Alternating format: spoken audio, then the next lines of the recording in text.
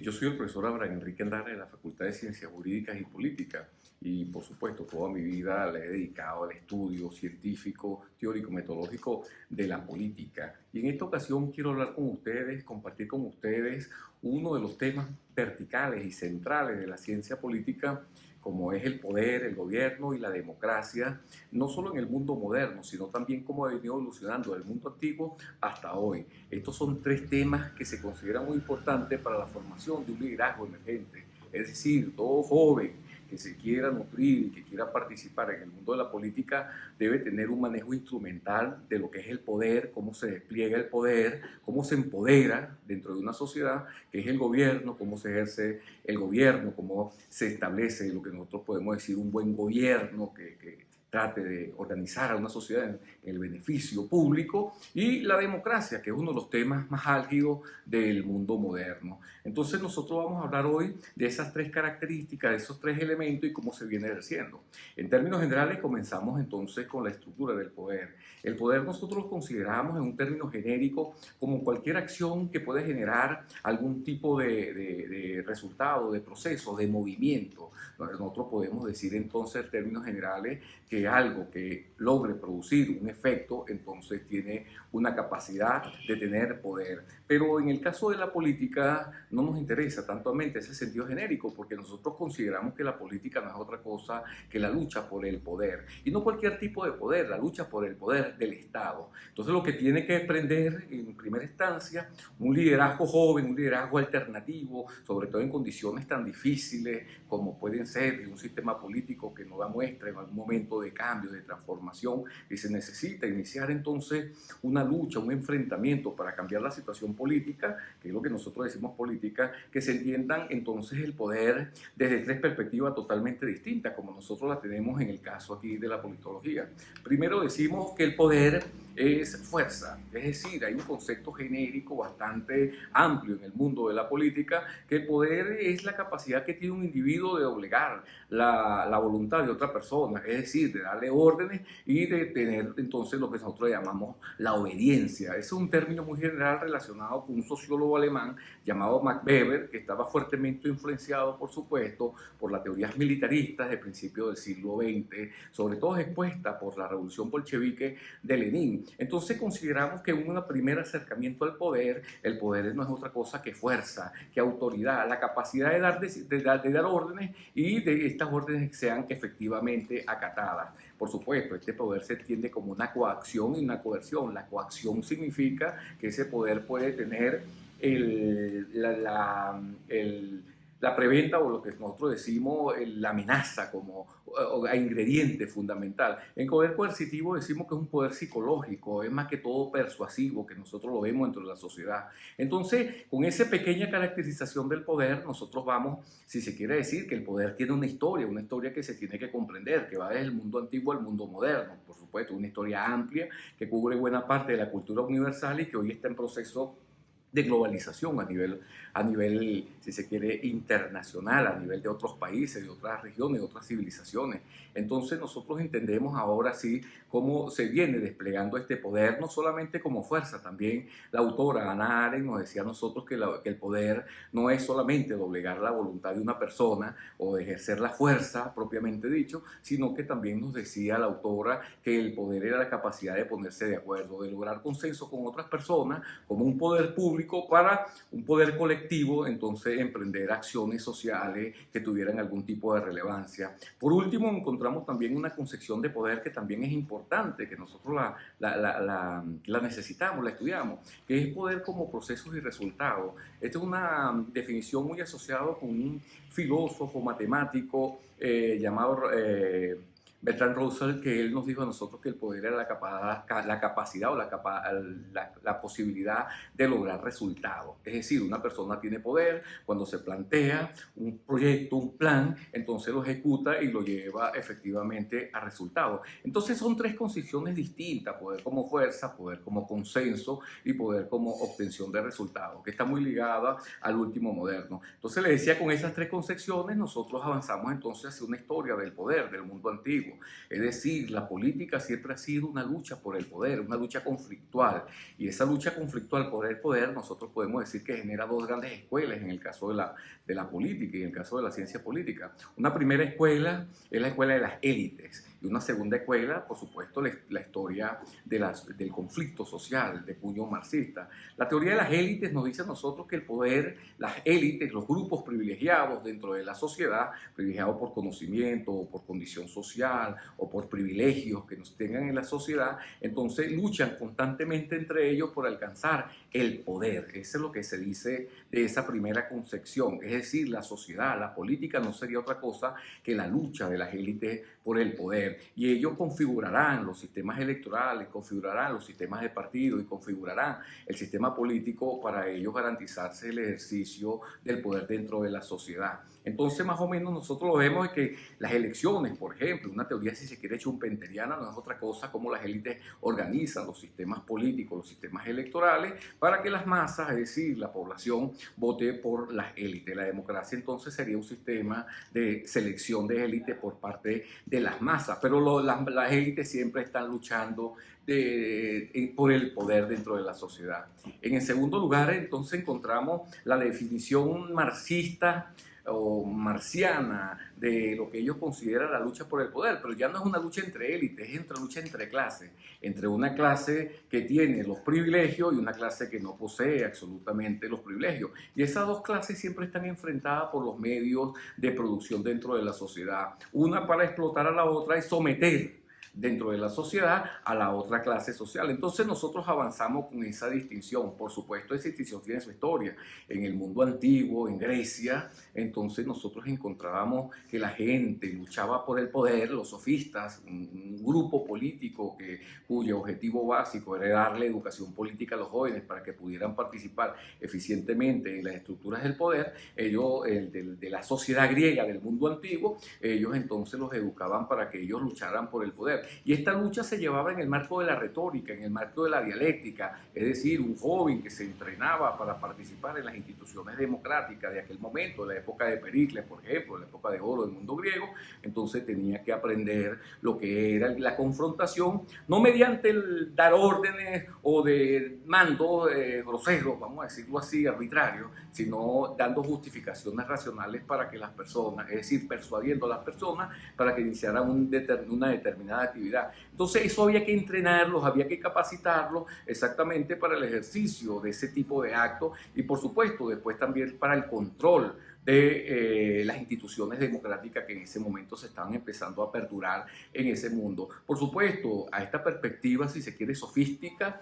hubo una reacción de los filósofos, empezando por Sócrates, por supuesto, y teniendo su mayor auge en Platón y Aristóteles, y por supuesto después la escuela de los estoicos y todas las escuelas que se desprendieron de estos primeros maestros, de estos primeros filósofos. Para ellos ya lo más importante era descubrir la naturaleza humana y cómo las diferentes instituciones de la sociedad, por supuesto, se configuraban con respecto a la naturaleza de los hombres dentro de la sociedad. El mejor trabajo, quizá uno de los mejores trabajos, es la Politeia aristotélica, donde dice que lo más importante, o una de las cosas más importantes dentro del despliegue de la política, del mundo de la poli, era conocer la naturaleza de los hombres y saber que las instituciones lo que se amoldan es la naturaleza de cada hombre. Es decir, si yo tengo una naturaleza popular, la mejor forma de gobierno que puedo tener yo es la democracia. Entonces ya no sería ahí una lucha por el poder, ya sería si se quiere, una apuesta por adecuar a las condiciones culturales, a las condiciones sociales de los ciudadanos, las instituciones políticas. Así encontramos entonces que hay sociedades que tienden a tener tiranía, sociedades que tienden a tener oligarquía, sociedades por la cultura política y por la formación política de la propia estructura social, tienden a tener repúblicas o tienden a tener democracia. Si esos gobiernos son buenos, esos gobiernos son virtuosos, es decir, ellos luchan por el beneficio social, pero si son viciosos, esos gobiernos van a luchar entonces simplemente por el beneficio de un grupo o de un líder en particular. Entonces ya ellos no ponen tanta atención por el gobierno, sino en atención en la cultura política y en las estructuras sociales. Por supuesto, aquí los términos normativos, la parte del conocimiento juega un papel muy importante, pero ya haciendo un poco más de recorrido hacia aquí, encontramos en Roma. En Roma es la primera gran configuración dentro de la cultura occidental que dice exactamente que lo que ellos despliegan es una lucha por el poder, una lucha realmente en el sentido del sometimiento. Para ellos política y guerra van de la mano, es decir, Roma es una sociedad invasora, Roma es una sociedad agresiva, si se quiere, con el resto de los habitantes que están allá. Entonces ellos enseñan a sus ciudadanos, a los ciudadanos de Roma, que ellos tienen que mantener ese poder y ese dominio. Y Roma siempre mantiene una constante lucha de clase, es decir, los patricios, los bien nacidos, los eupátridas, contra los plebeyos, es decir, con las personas que no tienen privilegio. Todo el mundo dice, y los principales autores, incluso Maquiavelo y Montesquieu, que Roma mantuvo su estabilidad por esa lucha de clase, es decir, una clase que luchaba por no ser explotada, como los proletarios, que se llama ya, que lo único que tenían era sus hijos, viene la palabra prole, hijo, lo único que tienen, no tienen nada absoluto, lo único que tienen es sus hijos, por supuesto, y los patricios que siempre entonces estaban haciendo con apoyo del Senado, con apoyo de las instituciones bien nacidas, estaban haciendo todo lo posible para someter a los proletarios. Entonces ahí nacieron casi todas las instituciones jurídicas, las instituciones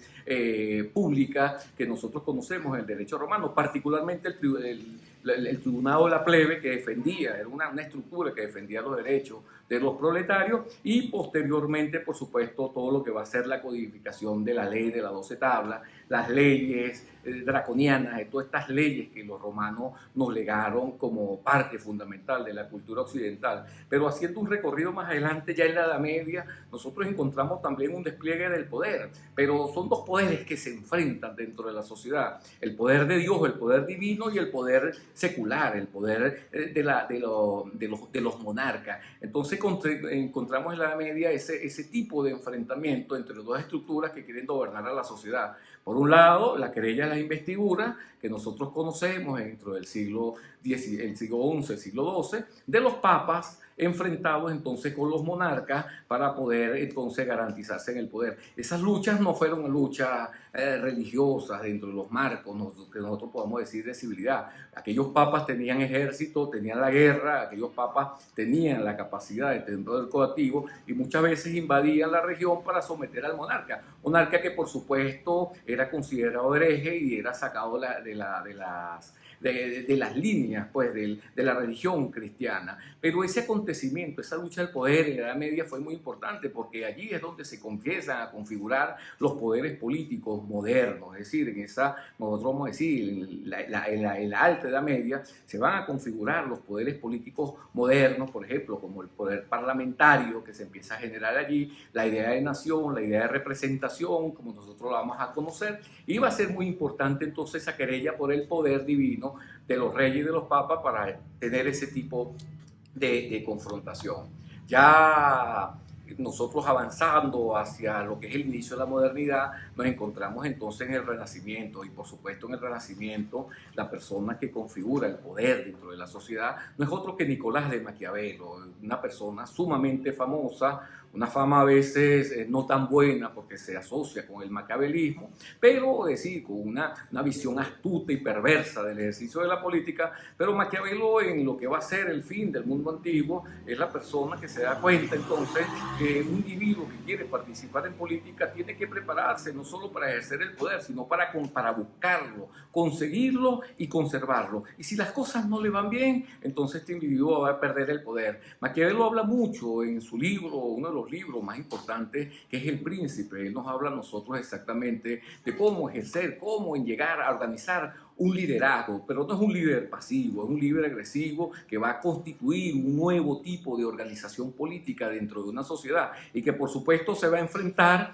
a otros líderes, a otros políticos astutos, mentirosos, que engañan, y por supuesto en esas condiciones, cuando la persona que se esté preparando para el ejercicio del poder político se vaya a confrontar, tiene que irse a los márgenes que nosotros decimos de los criterios morales o de los criterios cristianos. Este príncipe o este gobernante gobernante que se está preparando para el ejercicio del poder, entonces tiene en un momento determinado que aprender a utilizar lo que nosotros llamamos las técnicas del mal. ¿Cuáles son las técnicas del mal? Bueno, son las técnicas que no son aprobadas por los criterios cristianos, religiosos, de hacer el bien, de decir la verdad, de cumplir la palabra, de tener piedad y de tener compasión. Todo eso debe aparentarlo el gobernante, pero en el ejercicio, si tiene que ir entonces fuera de ese orden ético, de ese orden moral, lo tiene que hacer, no por su beneficio particular, dice Maquiavelo, sino por su beneficio público. Pero lo que más aprendemos del pensador, del florentino, del secretario florentino, nosotros,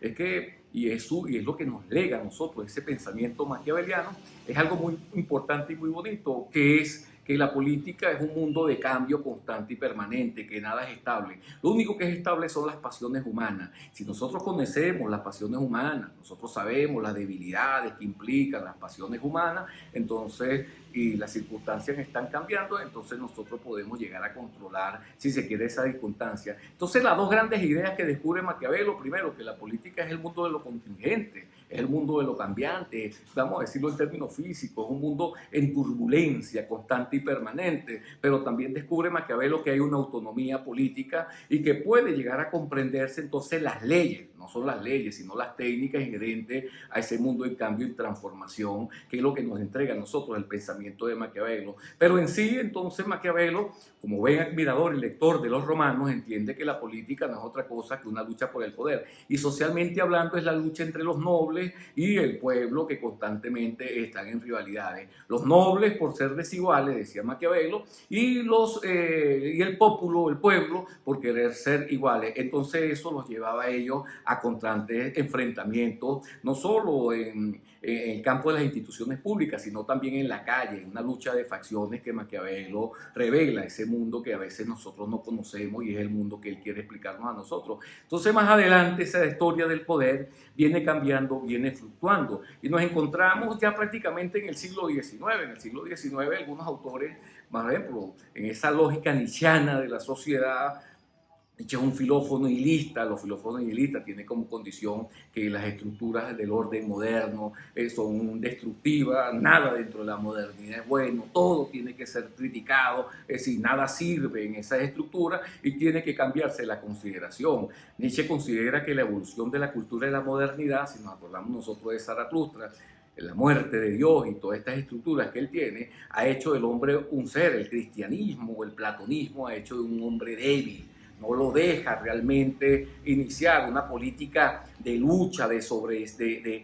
sobrevivencia que pueda garantizarle su permanencia dentro de la sociedad. Entonces, en un mundo moderno, lo que quiere este autor, por supuesto, en su política, la voluntad de poder, que nosotros le llamamos, es que los individuos comiencen a desarrollar su fortaleza, que fue, por supuesto, minada, no solamente por el platonismo, sino también por el cristianismo, que él considera que son los dos principales enemigos, entonces, de una persona fuerte, de un superhombre. Nosotros le decimos un Superman, nosotros no, Nietzsche le dice en esa estructura, de un Superman. Eso es algo que entonces, un poder, si se quiere, nosotros vamos a decir que es un poder frío, porque él no está de acuerdo con ese despliegue del poder del Estado, que es un organismo que dice mentiras, que somete a la sociedad, que doblega la voluntad de los individuos. Bueno, ese Estado hay que ponerle entonces unos límites fundamentales. Alguien que se va a hacer eco ya en el siglo XX de esta posición nietzscheana va a ser Michel Foucault y la estructura de su estructuralismo. Para Foucault, el Estado no solamente es la estructura que centraliza el poder dentro de una sociedad, sino que el poder progresivamente se viene difuminando, lo que llaman una microfísica del poder, a todos los lados de la sociedad. Pero sin embargo, el poder conserva en el mundo moderno, el poder del Estado conserva en el mundo moderno una gran fuerza, y esa fuerza no es otra cosa, como nos lo dice Michel Foucault a nosotros, que es la biopolítica, es decir, el Estado, las instituciones de vigilancia, entonces tienen una capacidad de decidir la vida de los individuos que están dentro de una sociedad, despliegan a su antojo, controlan al individuo. Bueno, y en cierta forma, entonces hay que salir de esa estructura de dominación. Por supuesto, es lo que yo llamo el poder frío, porque ellos son críticos, por supuesto, del Estado, son críticos también de una estructura social que ha establecido una estructura de dominación contra la cual se tiene que luchar en una perspectiva, si se quiere, en el caso de Foucault, que mezcla bastante bien una postura nietzscheana nietzscheana. Él quiere terminar el proyecto que inició Federico Nietzsche y una estructura marxiana de lucha de clase, antiexplotadora, de criticar y de decir cuáles son las instituciones entonces que dominan dentro de la sociedad para cambiar la estructura del orden social, de la cultura moderna, algo que ha hecho mucho efecto sobre lo que nosotros conocemos como la posmodernidad. Pero entonces, regresando también, no son los únicos autores, nosotros también conocemos un autor, lo que yo llamo el poder cálido. Ese poder cálido es que el poder es una necesidad, la concentración del poder político, sobre todo dentro de los órdenes del Estado, es una necesidad, si se quiere, importante, una línea, si se quiere, jovesiana, y nosotros decimos de Thomas Hobbes, que si no hay un poder del Estado, el Estado no concentra un poder para tomar decisiones, para imponer la autoridad, no se puede lograr un orden social. Entonces ese pensamiento, por supuesto, es, si se quiere, es retomado por un jurista alemán del siglo XX, que se hizo famoso entre el año 20 y los años 40, que se llama Carl Schmitt, y dijo que la sociedad no era otra cosa que sino una lucha por el poder, es decir, una lucha entre amigos y enemigos. Los amigos, dentro de la configuración de la política, son aquellos que defienden un proyecto político, y los enemigos son aquellos que adversan públicamente, los hostis del mundo romano, que adversan públicamente aquel proyecto. La política no sería otra cosa que un momento polémico, un momento de lucha, un momento de confrontación, de un ellos contra un nosotros, y de la lucha, del enfrentamiento entre esos amigos y enemigos, entonces es donde se garantiza el orden social. Por supuesto, para Carl Schmitt ese orden social está garantizado por un liderazgo fuerte, por un caudillo, por un Führer, un alemán, está en esa misma estructura, por un Führer, por un caudillo que sea capaz entonces de vengar, o si se quiere, de castigar a los enemigos del pueblo que están entonces poniendo en duda o poniendo en tela de juicio la existencia de ese pueblo, su idea de nación, su idea de homogeneidad, de unidad. Entonces el líder viene entonces simplemente a acabar con los enemigos para que el pueblo entonces pueda lograr sus más altos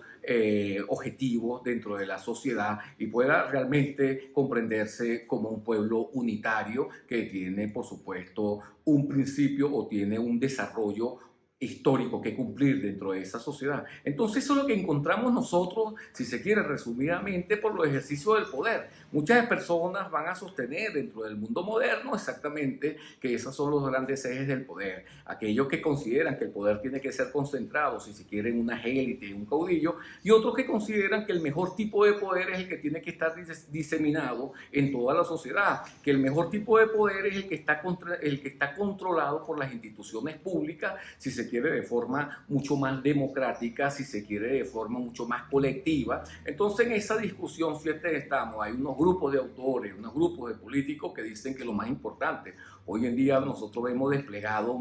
unos líderes políticos del mundo que están concentrando poder en el Ejecutivo, como el caso de Bukele, por ejemplo, en El Salvador, para someter a las pandillas, en el caso de Nicaragua, de Ortega, en el caso venezolano, que tenemos un grupo en el poder que controla, centraliza el poder político del país, pero algo que se reproduce también en la Rusia, que invade Ucrania, por supuesto, en China, de Xi Jinping, y en Ucrania o en Turquía, que Erdogan ya tiene 20 años dentro del poder y bueno, y allá hace su voluntad. Entonces están las otras fuerzas, por supuesto, del orden internacional, fuerzas, si se quiere, un poco más democráticas, liberales, que están luchando entonces con este nuevo revivir de países que están entonces centralizando el poder político en el mundo moderno, un mundo en globalización, un mundo en digitalización, un mundo en un cambio tecnológico muy importante, donde la inteligencia artificial empieza a configurarse como una nueva forma de poder, si se quiere, tecnológica,